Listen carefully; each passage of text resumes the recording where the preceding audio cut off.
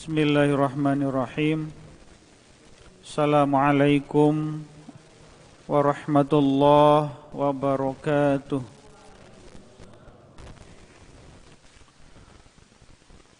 Bismillah, alhamdulillah, la hawla wa la quwata illa billah. Asyhadu an la ilaha illallah wahdahu la syarikalah. Wa asyhadu anna Muhammadan abduhu wa rasuluhu alladzi la nabiyya ba'dah. Allahumma shalli ala Sayyidina Muhammad wa ala ali Sayyidina Muhammad. Rabbi shrahli sadri wa yassirli amri wahlul 'uqdatam min lisani yafqahu qawli. Amma ba'd. Hadirin bapak-bapak jamaah sholat subuh yang dimuliakan Allah,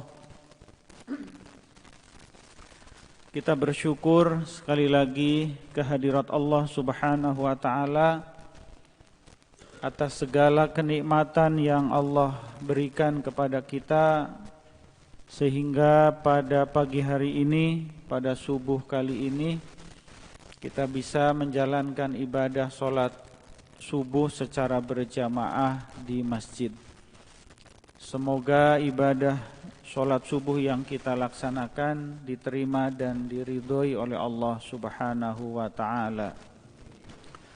Sholawat beserta salam semoga tetap terlimpah curah kepada junjungan kita Nabi Muhammad sallallahu alaihi wasallam, juga untuk keluarganya, para sahabatnya, para tabi'in dan tabi'i tabi'in, para alim ulama, para guru kita, para orang tua kita, dan mudah-mudahan pula sampai kepada kita sebagai umatnya hingga akhir zaman. Amin ya rabbal alamin. Alhamdulillah, hari ini saya bisa melihat kembali Pak Turisman, ya, yang beberapa hari ke belakang menjalani operasi dan diopname, ya Pak Turisman, ya. Mudah-mudahan Pak Turisman sehat terus, ya. Sehat terus, sehat walafiat, sehat lahir dan batin. Jamaah rahimakumullah, betapa kesehatan itu adalah menjadi kunci kita dalam menjalankan berbagai macam aktivitas kehidupan kita, termasuk adalah dalam kita menjalankan ibadah kepada Allah. Saya yakin Pak Turisman, ya Mas Tur, yang merupakan salah satu ahli jamaah sholat fardu di masjid kita, ketika di rumah sakit itu yang dirindukan adalah berkumpul seperti ini, sholat berjamaah. Tetapi karena sakit tentu tidak memungkinkan untuk itu. Tapi tidak usah khawatir Pak Turisman, ya, Allah menggantinya dengan rontoknya dosa-dosa yang ada, karena Allah uji dengan rasa sakit, dengan penderitaan sakit yang Allah berikan. Jamaah rahimakumullah, saya awali dengan pantun lagi gitu, ya. Mudah-mudahan gak bosan, ya. Pagi hari sarapannya nasi, lebih enak dengan ikan teri. Peringatan Maulid Nabi hanyalah tradisi, tetapi sangat baik untuk motivasi diri. Jamaah rahimakumullah, saat ini kita berada di bulan Maulid, di bulan Rabiul Awal. Di kampung saya disebutnya dengan bulan Mulud, ya. Kalau diplesetkan juga orang sebut juga bulan Mulut. Kalau peringatan Maulidnya suka disebut dengan bukan muludan tapi mulutan. Kenapa mulutan? Karena di situ ada aktivitas makan. Tapi yang jelas peringatan Maulid Nabi ketika saya atau mungkin kita kecil di kampung-kampung itu begitu terkesan, begitu luar biasa. Sampai saat ini kita bisa merasakan ketika ada suasana Maulid Nabi Rabiul Awal itu pasti bayangan kita mengingat pada saat kita masih kecil kan itu. Jamaah rahimakumullah, jadi memang Maulid Nabi, peringatan Maulid Nabi itu bukan sesuatu yang disyariatkan secara qat'i baik dalam Al-Qur'an ataupun hadis. Jadi konon ketika pasukan Islam, pasukan muslimin di bawah panglima, di bawah kepemimpinan Salahuddin Al-Ayyubi di abad pertengahan bertempur melawan pasukan Nasrani, itu mengalami kemerosotan motivasi, mengalami penurunan daya juang akan gitu. Maka Salahuddin sebagai panglimanya itu berpikir bagaimana caranya ini membangkitkan motivasi agar pasukan Islam kembali naik, kembali semangat gitu. Maka kemudian muncullah ide untuk mengadakan peringatan Maulid Nabi ini. Nah, di situ dikisahkan bagaimana perjalanan kehidupan Rasul, bagaimana perjuangan Rasul dalam menyebarkan, dalam berdakwah di Mekah, di Madinah. Dan ternyata sukses. Artinya para prajurit muslim ketika itu motivasinya tumbuh kembali, tersulut kembali motivasinya, sehingga kemudian berhasil mengalahkan kaum Nasrani ketika itu. Nah, jamaah rahimakumullah, inilah esensi dari Maulid Nabi Muhammad sallallahu alaihi wasallam bagi kita saat ini. Dengan berbagai macam variasi, berbagai macam bentuk aktivitasnya. Kalau di kampung saya dulu waktu kecil itu yang nggak ketinggalan itu adalah marhabaan. Kalau di sini disebut marhabaan, kalau di saya itu marhabanan gitu. Itu betapa anak-anak antusias sekali datang ke masjid, ke musola, ke surau. Ibu-ibu sambil membawa apa? Membawa tumpeng, membawa nyiru isinya nasi kan gitu. Beres maulidan, beres marhabaan, bareng-bareng makan gitu. Ya, rameh banget. Tapi paling tidak orang tua kita dulu, ustadz kita dulu tidak macam-macam berteori, tidak bermacam-macam berdalil. Yang jelas ini menunjukkan seolah-olah ingin mengatakan ini loh nak, ingin menunjukkan bahwa ada peristiwa kelahiran seorang manusia mulia yang bernama Muhammad sallallahu alaihi wasallam yang harus kita tiru, yang harus kita teladani. Kita harus senang, kita harus bangga, kita harus ingat. Nah ini yang harus kita tanamkan. Esensinya seperti itu. Nah oleh karena itu jamaah rahimakumullah, ketika perjalanan waktu saat ini tentu sudah semakin lama ya, sudah semakin lama kita berpisah dengan kehidupan Nabi Muhammad sallallahu alaihi wasallam, maka kecenderungannya adalah, sekali lagi kecenderungannya adalah kita, anak-anak kita, masyarakat kita semakin lupa terhadap perjalanan kehidupan sejarah Nabi Muhammad sallallahu alaihi wasallam. Nah, ini PR bagi kita. Kalau bapak-bapak mau nggak percaya silahkan tes ke anak-anak kita. Sejauh mana pengetahuan mereka tentang Nabi Muhammad sallallahu alaihi wasallam. Hal-hal yang bersifat biologis misalnya keluarganya, hal-hal yang bersifat akhlaknya semakin terkikis, semakin sedikit. Nah, maka momentum Maulid Nabi itulah yang harus kita manfaatkan dengan sebaik-baiknya. Kita gunakan untuk mengingatkan anak-anak kita. Kalau kita tidak punya ilmu tentang itu, maka kita giring anak-anak kita. Maka kita ciptakan satu situasi, momen dan lain sebagainya, sehingga di situ anak-anak ingat terhadap nabinya.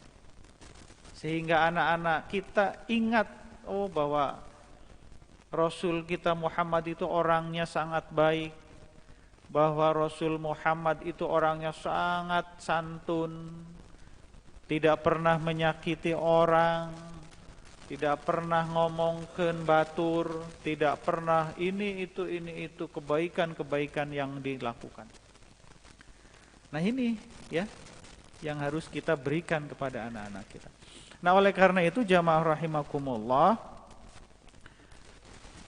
esensi dari diturunkannya Nabi Muhammad SAW ke dunia ini dalam sebuah keterangan itu kan dikatakan innama bu'istu liutammima makarimal akhlak. Sesungguhnya aku diutus oleh Allah adalah untuk menyempurnakan akhlak, untuk akhlak yang mulia. Jadi target Rasul ketika itu adalah merubah akhlak yang tadinya akhlakul mazmumah, yang tadinya akhlakus sayyi'ah, akhlak-akhlak buruk, baik yang terkait dengan hablum minallah maupun hablum minanas, dirubah menjadi akhlakul karimah, menjadi akhlakul mahmudah. Ya, akhlakul mahmudah. Bukan Mahmud ya, Pak Toto. Mahmudah ini mah. Kalau Mahmud sekarang udah lain lagi konotasinya kan gitu ya. Jadi itu. Jadi perubahan keburukan, kemusyrikan dibawa kepada ketauhidan. Perbuatan zina yang saat itu merajalela dirubah dengan pernikahan yang sah. Perbudakan yang saat itu menjadi bagian tradisi mereka kemudian dihapus oleh Rasulullah dengan ajaran Islamnya.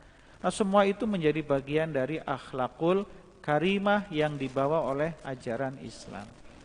Nah, jamaah rahimakumullah, untuk melengkapi pengetahuan kita tentang akhlakul karimah ini, dalam Rosail Imam Junaid al-Baghdadi itu disebutkan bahwa untuk meniru atau berakhlak yang mulia maka kita harus melakukan adalah proses meniru akhlak para nabi. Jadi bukan hanya Nabi Muhammad. Di situ dikatakan demikian. Meniru, meneladani akhlak para nabi. Banyak di situ ya. Paling tidak ada 8 kalau nggak salah itu.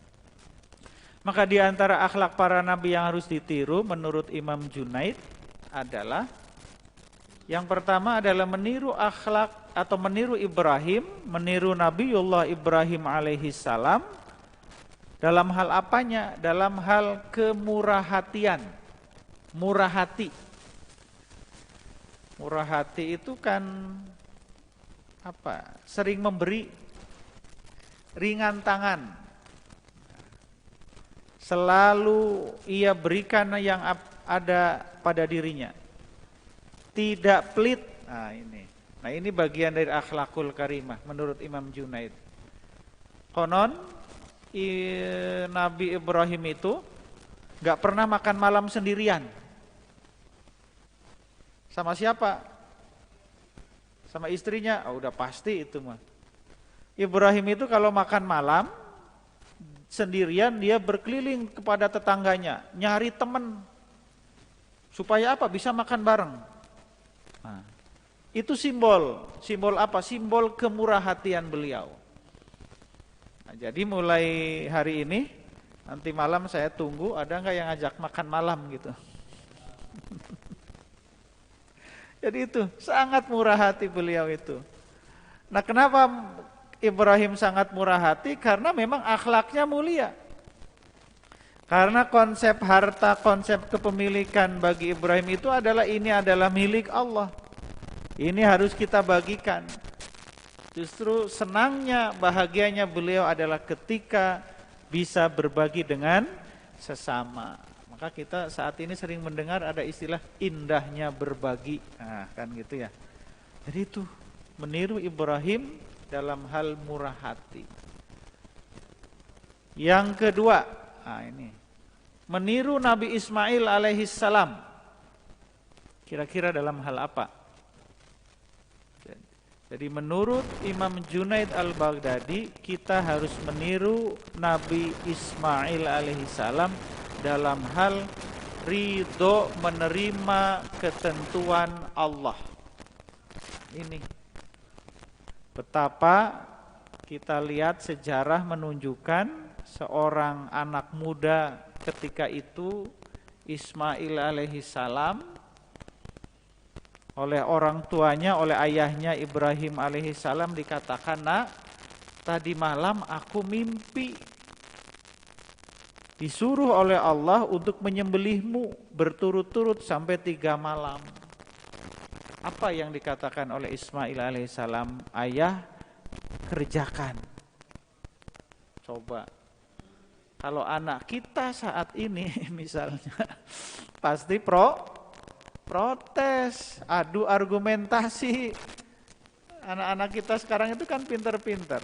Bapaknya baru ngomong 2-3 kata, anaknya sudah 10 kata.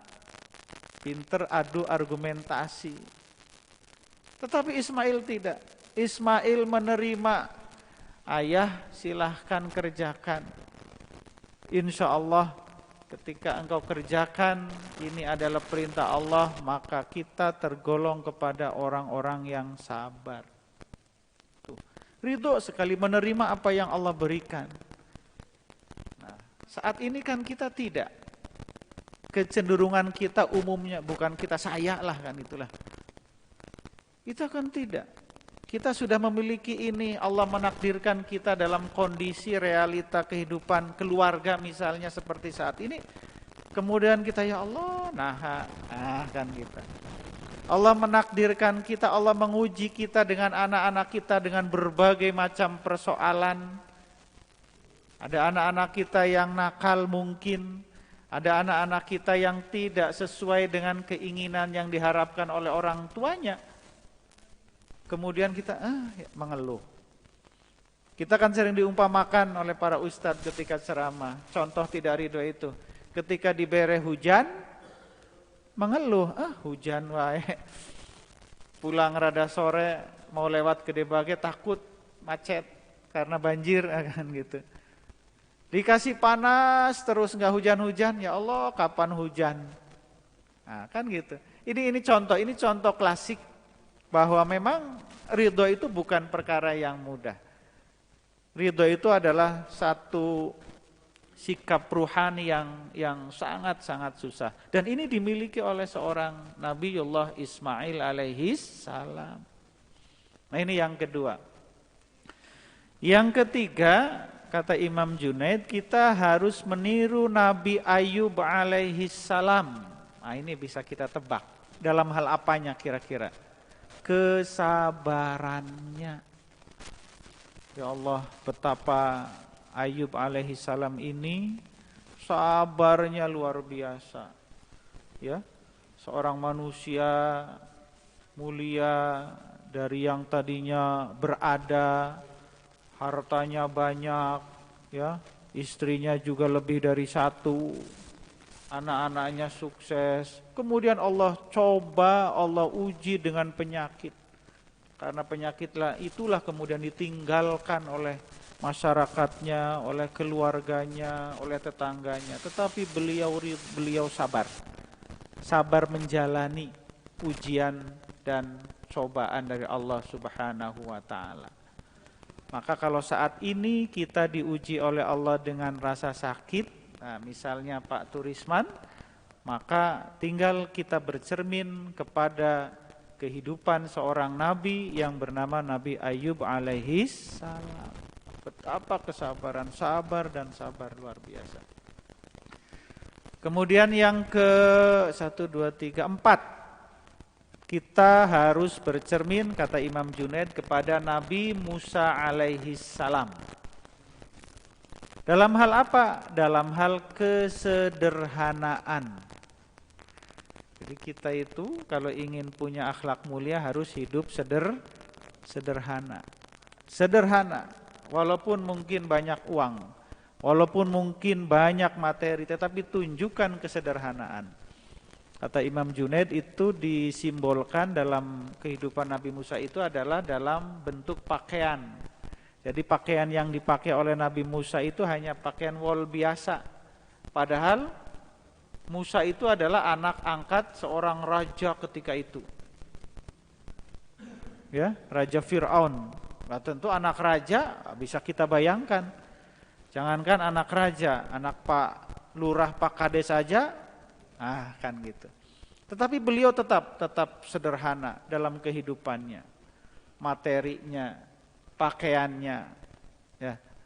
Jadi tidak sebaliknya seperti orang-orang zaman sekarang itu kan dalam kondisi ketidakmampuan, kemudian ingin menunjukkan kemewahan. Tetapi beliau tidak dalam kondisi kemampuan yang bisa dilakukan, tetapi beliau menunjukkan kesederhanaan dalam hidup. Kemudian yang keempat, kelima, bercermin kepada Nabi Isa alaihi salam. Jamaah rahimakumullah, konon Nabi Isa adalah seorang nabi yang sering berjalan, piknik, bahasa kita sekarang, atau mungkin istilah lebih ininya rihlah. Makanya kita sering dengar istilah rihlah ilmiah ya. Artinya berkunjung dari satu tempat ke tempat yang lain. Maka tentu bukan pikniknya yang kita lihat, tetapi bahwa itu adalah dimaksudkan dalam rangka menambah wawasan kita, meningkatkan wawasan kita. Oh ternyata di sana seperti ini. Oh ternyata di sana seperti ini, berbeda dengan kita. Sehingga apa? Wawasannya bertambah, ilmunya bertambah.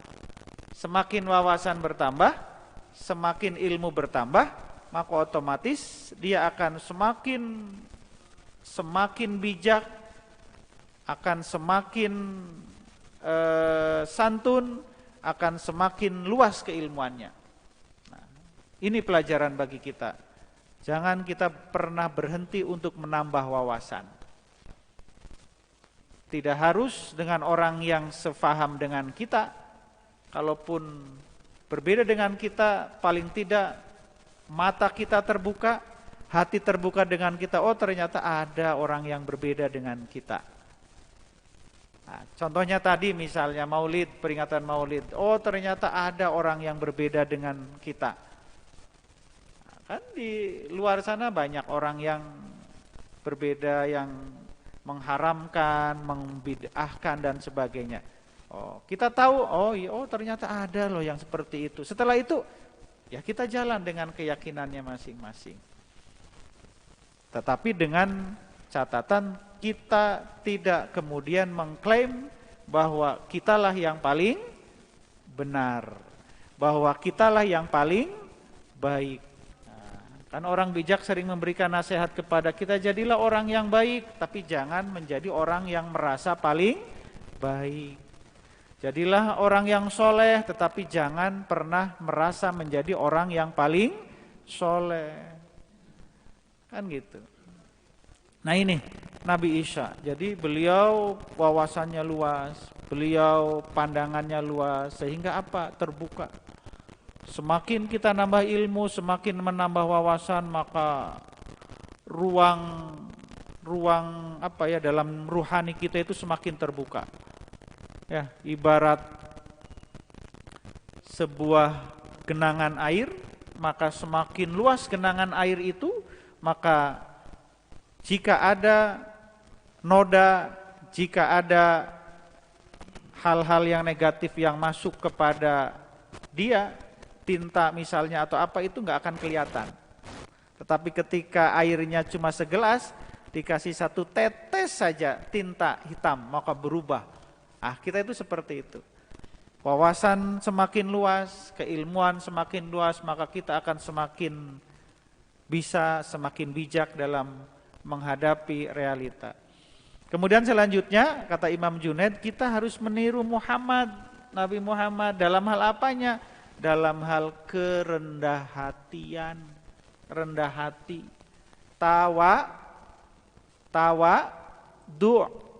tawadu, rendah hati.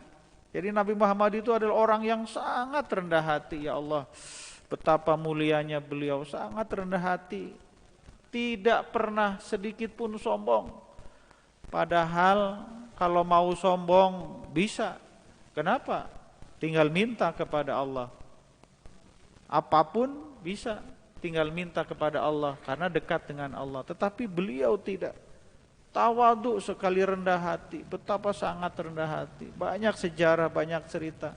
Betapa seorang Rasul yang bernama Muhammad dalam kapasitasnya sebagai pemimpin mau menyuapi seorang wanita tua Yahudi yang buta. Bisa bayangkan.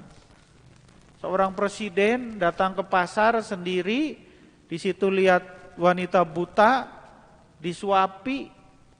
Sok. Jangankan presiden kita aja, saya misalnya keheula kan gitu, atau mungkin nggak mau kan gitu.